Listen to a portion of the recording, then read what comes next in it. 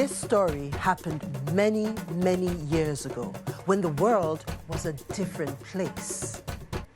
My name is Iretiola Doyle, and today's story is Ochade the Orphan. A man had married 2 wives. He died and left them. The first of the wives fell ill. She said to the second wife, "You know this illness will not leave me. There is my daughter. I have left her as a trust to you. Promise to look after her for me. Treat her as you would your own. The second wife took the vow, and so it was that Ochade came to live in the home of the second wife. But all was not well. No kindness was shown to her, no compassion, no sympathy. Ochade was very, very quickly treated with cruelty and wickedness by both her stepmother and the woman's very lazy daughter. She was made to work harder than the donkey that pulled the cart to the market.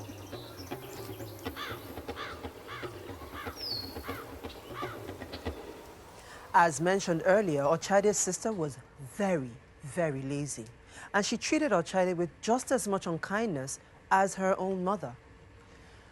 Quite happy to sleep on her comfortable bed while Ochade went about the many daily household chores. This day was no different. Ochade was ill with fever, and as she had been given no bed, was lying on a mat on the floor. Her stepmother ordered, "Lazy girl, get up, go and fetch water from the stream." Poor Ochade got up, even though her head was throbbing, her muscles aching, and she could hardly see straight. She lifted a calabash onto her head and walked warily to the stream where she drew water. When the calabash was heavy with water, Ochade made her way back to the house. "Mother, please, help me lift the calabash down for me," she asked politely. "Stupid girl," hissed her stepmother. "Can't you see I'm husking grain? I cannot help you now. Stand there till I have finished." Ochade knew better than to expect help from her sister, so she didn't bother to ask. An hour passed till her stepmother finished husking the grain and immediately began winnowing. Ochade was standing with the heavy calabash full of water still on her head. But not feeling well, Ochade again asked for her stepmother's help. "Mother, please, help me lift the calabash down for me."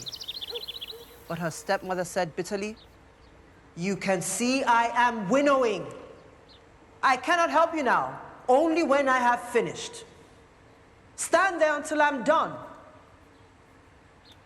Ochade stood patiently until her stepmother had finished winnowing, and until she had washed, and until she had rested. And all this time paid no attention to Ochade whatsoever. Ochade finally pleaded, "Mother, please, help lift the calabash down for me." Her stepmother said again, "Do you not see that I am pouring grain into the mortar? I will help you when I finish pounding." Ochade stood quite still. Her stepmother finished pounding. She repounded. She winnowed. She rewinnowed. She washed and washed again. Ochade was left standing with the heavy calabash full of water pressing down on her head. Desperate now, Ochade begged, "Mother, I beg you, before I fall to the ground, please, please help me lift this calabash down for me." But her wicked stepmother shrieked, "Impolite, ungrateful girl! Do you not see I am putting porridge in the pot? If I stop what I'm doing to help you, the porridge will burn. Now wait there until the porridge boils. The porridge did boil. It was taken out of the water, then pounded and squeezed. And only then did stepmother decide that she had finished what she was doing and was prepared now to help Ochade. All the while, her lazy sister lay on her soft bed. Ochade, still with the heavy calabash full of water on her head, stood still, exactly as her stepmother had commanded.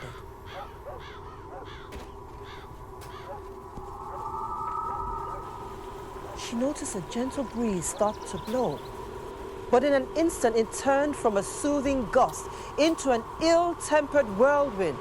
It scattered everything in the house. Tables and chairs were thrown to the floor. Shelves fell from the walls. Even the porridge, so long in the making, was spilt. Ochade's stepmother cried out as she was being hurled around the room. "You stupid, lazy girl! Help me! Help me!" All Ochade's sister could manage was, "Mommy! Mommy! Mommy!"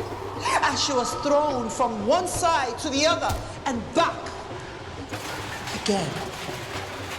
Ochade, though, had problems of her own. The calabash fell from her head, breaking as it hit the floor.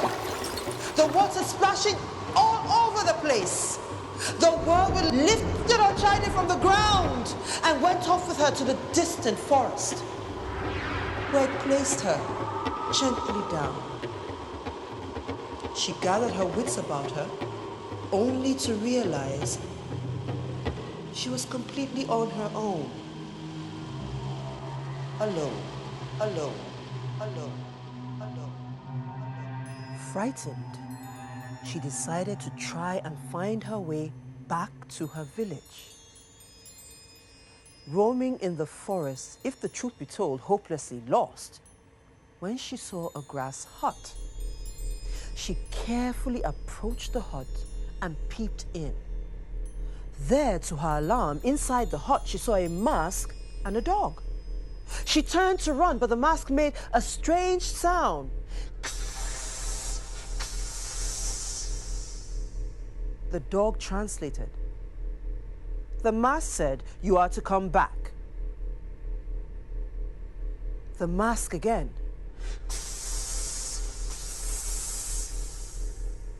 And the dog again. The mask says, "You are to enter." Ochade entered the hut, utterly bewildered, and bowed down. Repeated the mask. The mask asked if you can cook. To which Ochade replied, "Yes." The dog gave her rice, but only one grain, and told her that she was to cook it. Without so much as a word, Ochade picked up the single grain of rice, put it in a mortar, and pounded. When she had finished pounding the rice, as if by magic, it filled the entire pot. She dry pounded the rice and then poured it from a height to let the wind blow away the chaff. She washed it, then she put it in a pot and set this carefully on a fire, which had mysteriously lit itself in the fireplace. After a short time, it was cooked to perfection. The mask made its usual noise.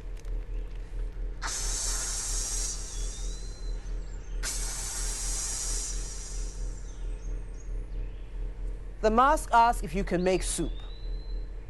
Ochade replied cautiously, "Yes, I can." So the dog got up and went into the forest, where he found an animal bone that must have been lying there hidden for many, many years. Returning moments later to the hut, he gave this to Ochade, who was a little taken aback by the sight of this old bone, though she contained her shock, took it and put it in the pot. After a short time, again as if by magic, it was not bone that filled the pot, but tender meat.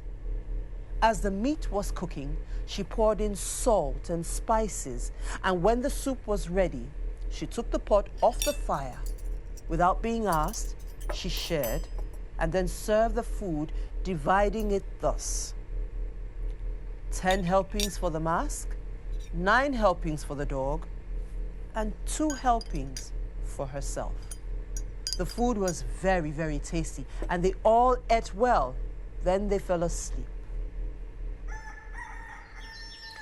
Early the next morning, Ochade was awakened by the mask's now familiar sound.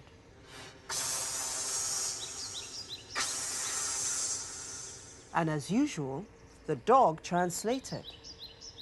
The masks want to know if you can make corn cakes. Less frightened now, Ochade replied with a slight smile on her face, "Yes, I can." Then the dog got up and gave her 1 grain of corn. Ochade began her work straight away, and as with the rice of yesterday, the corn was soon overflowing in the pot. She rolled the paste into cakes and put it in the pot until it boiled.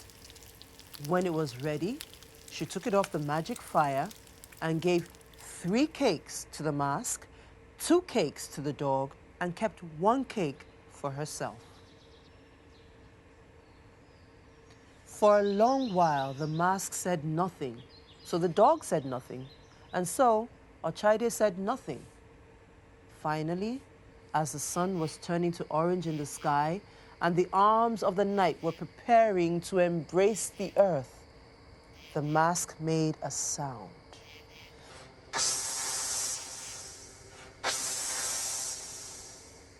The dog raised an ear, as dogs do, and said, "The mask is asking if you want to go home." Ochade said, "I would love to go home, but I do not know the way." The mask again.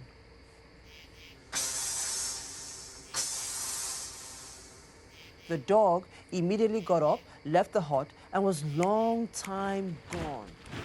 When the dog finally returned, he came with cows and sheep and goats and chickens, camels and horses, ostriches and robes, gold and silver, soldiers and maids.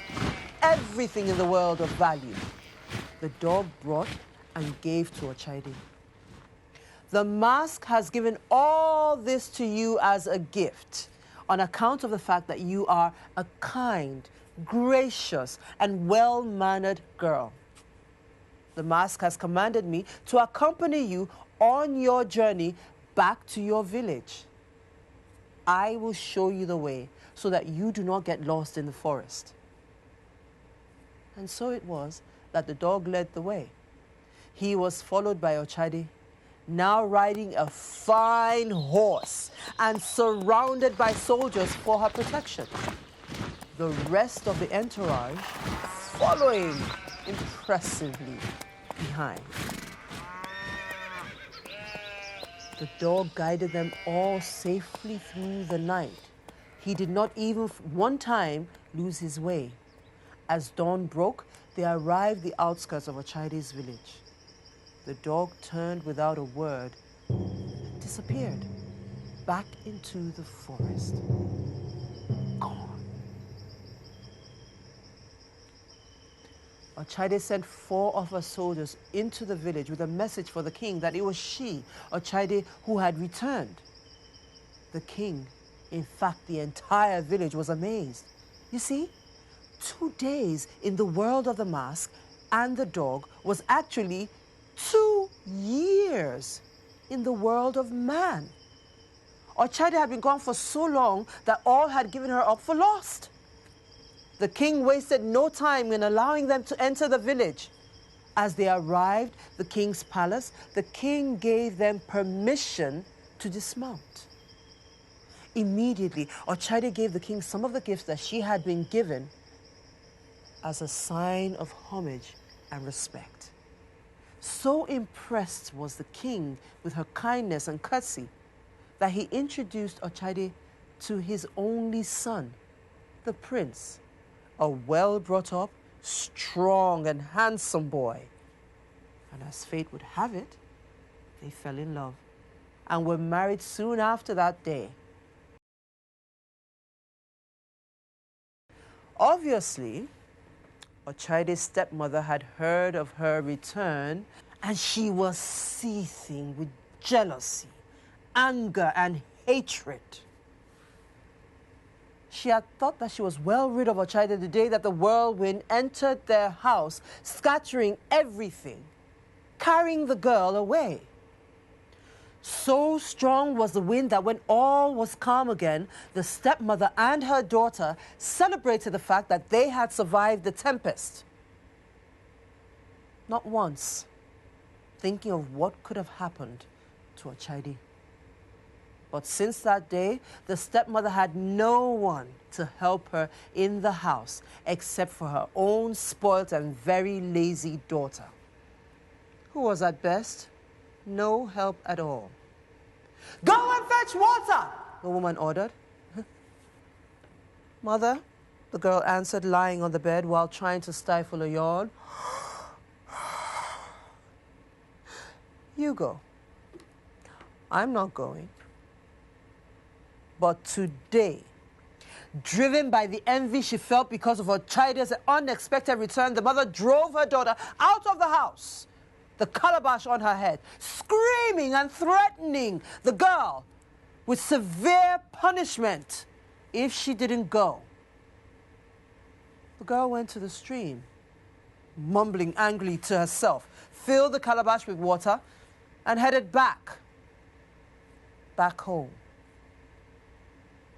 As she walked through the door, heavy water filled calabash on her head. She came across her mother as she was pounding. "Mother, help me down with the calabash," the daughter said, impatiently. But her mother replied with annoyance, "I am pounding. Wait until I have finished." She finished pounding, and the girl ordered, "Mother, I said help me down with the calabash now." But her mother answered, "I am about to winnow. Wait there till I have finished." She finished winnowing, and again the girl demanded angrily, "Mother, help me down with the calabash now. I cannot hold it for much longer." Oh." The only reason she didn't drop it was because she knew her mother would force her back to the stream to fetch more water. Her mother again replied, "I am going to pound. I will help you when I have finished." When she had finished pounding, she looked up but could not see her daughter. She searched for her all over the house. She looked by the stream but did not find her. She asked passers-by on the road, but none had set eyes on the girl. You see, in her anger, she did not notice that a very gentle, subtle breeze had blown through the house, making her daughter mute and unable to make a single sound, and had carried the girl away. Yes, lifted her and carried her to the forest. The breeze took her to the forest, where she was roaming and roaming until she saw a grass hut. She went and peered in the hut and saw the mask and dog. She drew back, but as she did so, she heard a strange sound.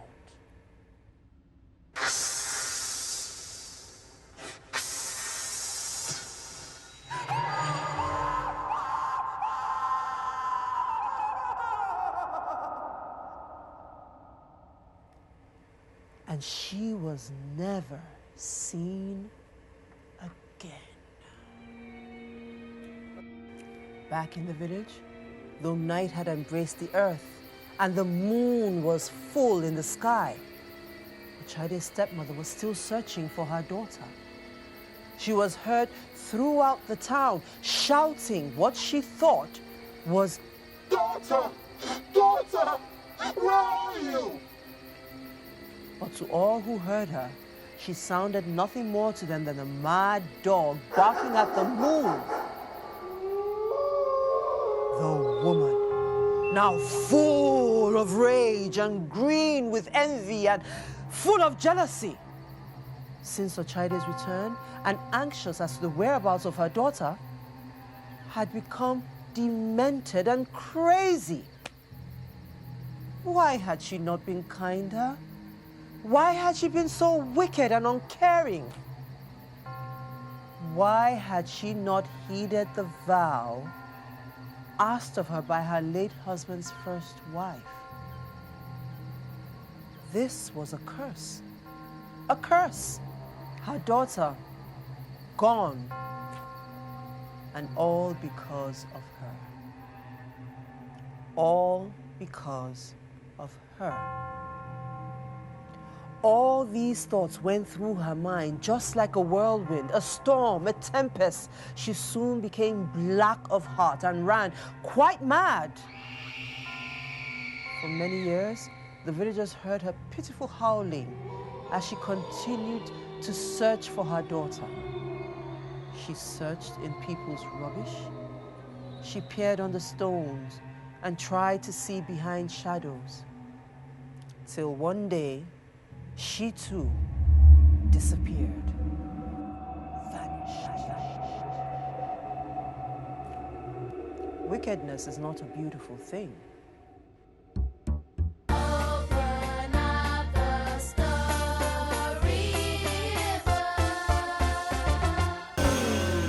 The moral of this story is, people who sow wickedness will see it grow in their own garden.